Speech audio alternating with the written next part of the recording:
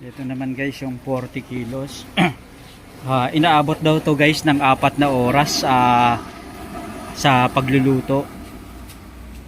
So sa ganito guys, ito yung final na ginagawa para maging lalong malinis itong lechon nga. Ayan, kinikis-kis rin yung mga extra na mga para presentable at saka magandang tingnan, lalo na kapag dinisplay mo guys sa lamesa.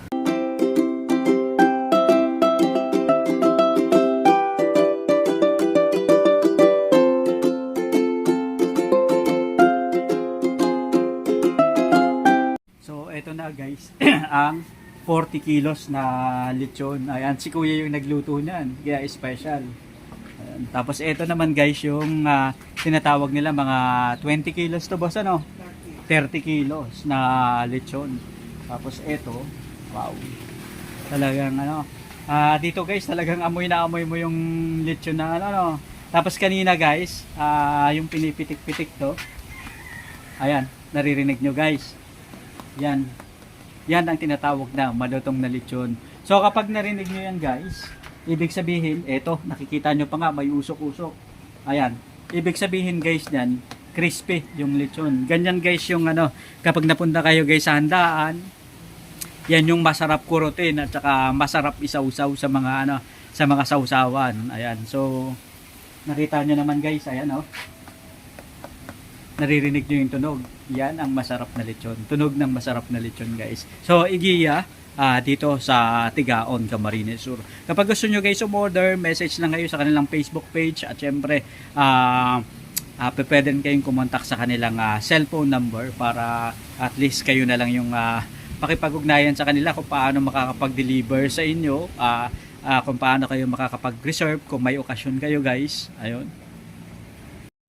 Ito may technique pa pala ng paglilinis ng lechon Isa po ito na magandang discovery.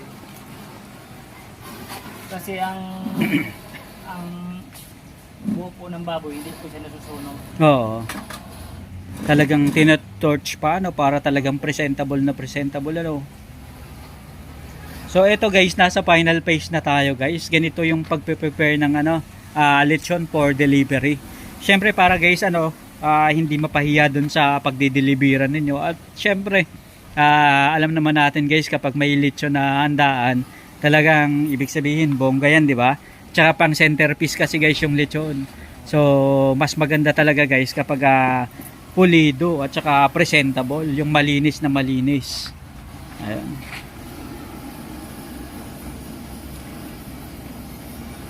So, nandito pa rin tayo guys sa sa ano ang pangalan nito boss? Igiyas Native Lechon. Igiyas dito sa Salvacion, Tigaon. Igiyas Native Lechon.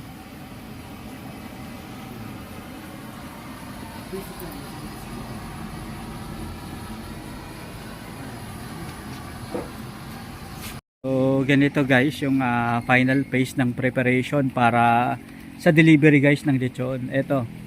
Ayan. So kasama natin guys yung igiya sa lechon baboy. Ayan. Ito, wow, talaga namang ito guys, igiyas lechon baboy dito sa native lechon dito sa Salvacion, Tigaon, Camarines Sur.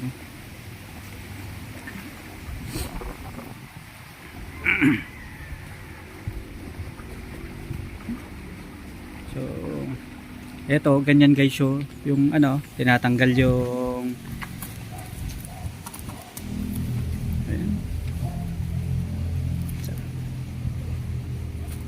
tinatanggal yung pinagkabitan ng lechon.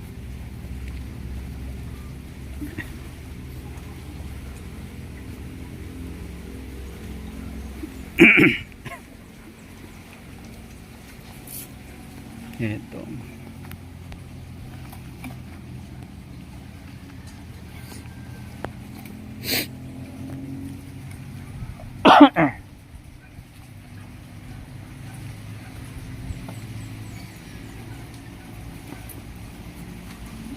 So itong Igiyas lechon nga pala guys is halos magpa 5 years na.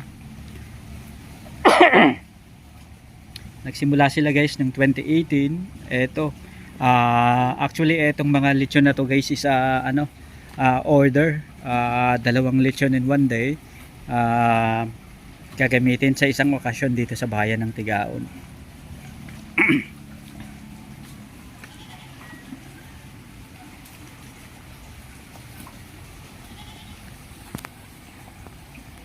Yan guys. Ang pinaglagyan nila dito guys is para may pundasyon is yung cartoon. Tapos Manila paper ba ang tawag dito, boss? Yung iba boss sa foil, anong kagandahan boss kapag papel yung ginamit? Kapag cardboard na ganito yung ginamit? Ganito po.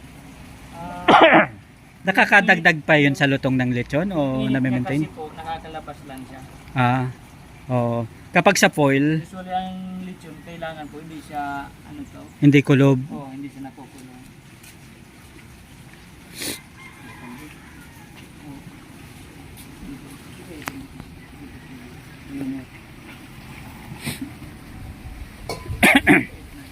Eto na guys, ang nawawalang paa. Ayun. So, sa sobrang sarap ng pagkaluto guys, na tanggal na yung paa. Ayan. Kasi talagang pinakrispy talaga ng gusto guys. Pero syempre, lahat dito counted. Kailangan kung ano yung in-order ni customer, yun din yung makakarating kay customer. Kaya, buo. Ito na ang paa. Buo na ulit. Palahan dito yun, Ayun. Ayun.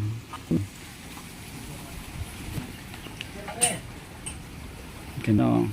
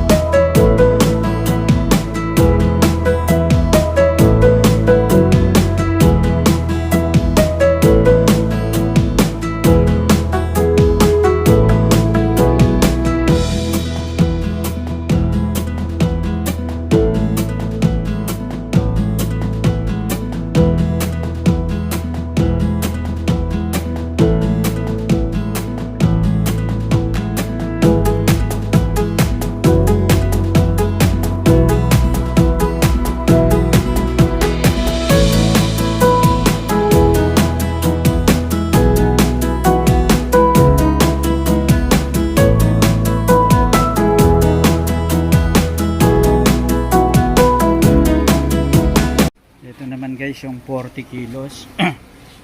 Inaabot daw to guys ng 4 na oras sa pagluluto. So sa ganito guys, ito yung final na ginagawa para maging lalong malinis itong lechon nga. Ayan, kinikis-kis rin yung mga extra na mga para presentable at saka magandang tingnan, lalo na kapag dinisplay mo guys sa lamesa.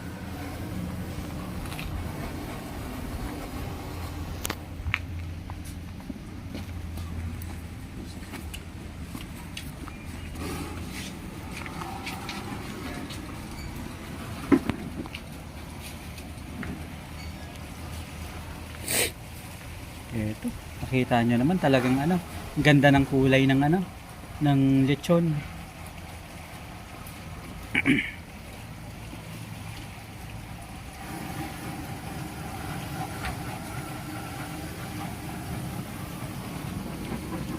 Wow, ayan guys.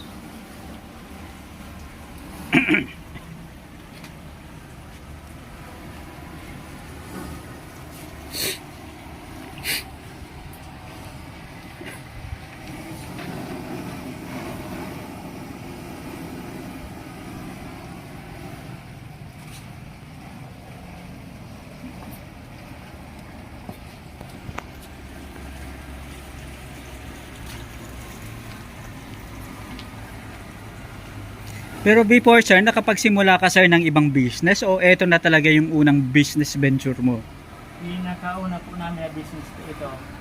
Eto na talaga, tapos eto na yung tinutukan mo? Dati nagkaroon din po kami ng bigasan. Oo. Kaso, hindi na halos masikaso. Kasi sa schedule po. Pero pwede pa naman ibalik. Opo.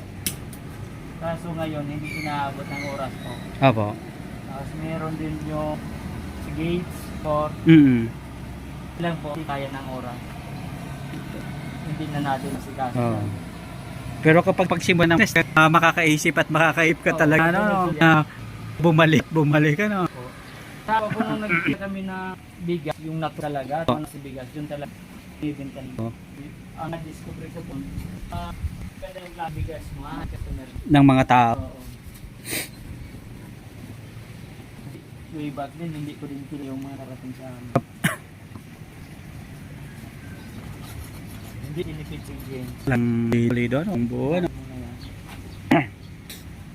Dito, sir, yung ibang mga ingans, may animan na yun, o talagang course sa... Lahat ng galing sila. Yeah. Tapos, pagkenta yung liras. Bus na. Tapos yung nauling, Oo. po yan Ano na siyang punang ulo? meron yung 350. Tapos pata. Anong mas maganda, sir, na ganaula? Kahoy. Kahoy. Talagang buo yung ano. Yung yung tinatawag sa nyo. Kasi po natin may kontra. Okay. Yung labas, Opo. yung loob.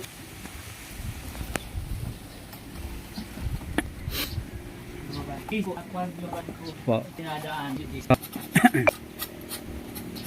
Sabi ko, na question, Christian Christian. So, ko alam pag Sa loob kong luto. o kaya kung anong hindi ko. Isulit ko tim. Oo. Tingnan natin magkano.